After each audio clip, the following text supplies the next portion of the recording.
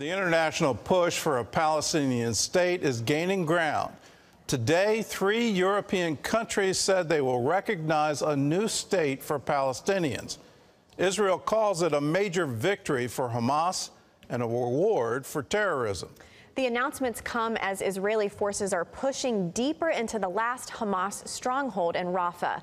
Chris Mitchell brings us the story from Jerusalem.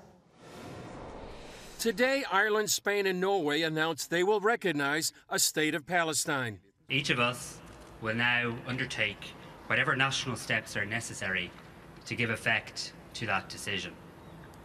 In the lead up to today's announcement, I've spoken with a number of other leaders and counterparts, and I'm confident that further countries will join us in taking this important step in the coming weeks.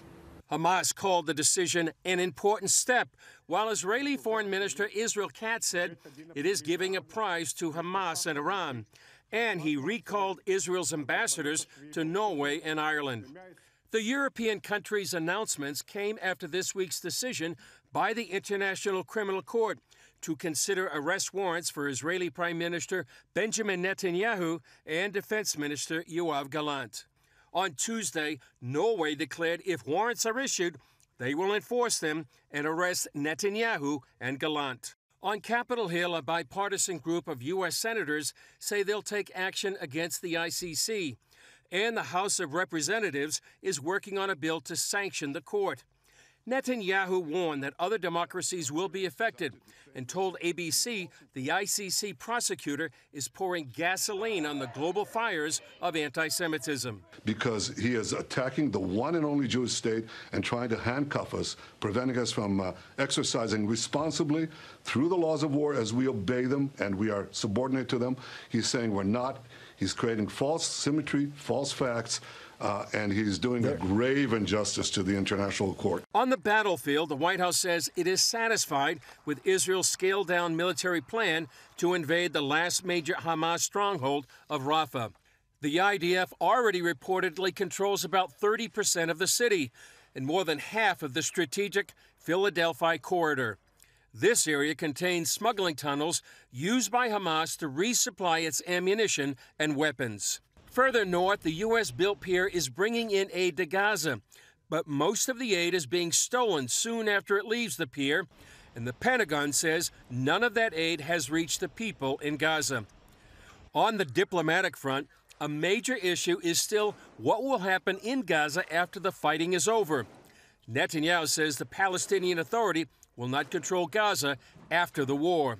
The Biden administration is pressing Israel to accept a deal normalizing relations with Saudi Arabia in exchange for some form of Palestinian involvement in Gaza after the war. The question for Israel is what would be the cost of normalization with Saudi Arabia? Some report it would include stopping the war in Gaza, the release of the hostages, and a statement by the Israeli government that will create a political horizon for a two-state solution.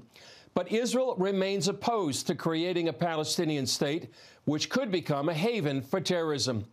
Chris Mitchell, CBN News, Jerusalem. Well, for anyone, and particularly the 3 European nations that are calling now that they will recognize a Palestinian state without Israel's involvement or approval, let me remind you of what happened in Gaza, that under pressure from the Bush administration, this is all the way back in 2005, they withdrew from Gaza. There had been all kinds of attacks from Gaza. At the same time, you had Hamas formed as a group underneath the Muslim Brotherhood in Egypt. And in their founding document, they pledged, we want to wipe Israel off the map. We want to kill Jews, not just in Israel, but around the world. That was their pledge. Well, the Bush administration pressured Israel to withdraw, and then they held so-called free and open elections in Gaza. And guess who got elected to run Gaza? It was Hamas. To say it's occupied territory is ridiculous. Israel hasn't occupied it since 2005, 2006. It hasn't been an occupied territory. When they had complete freedom and control, what did they do? Well, they launched rockets against Israel repeatedly. They planned terror attacks. They built terror tunnels.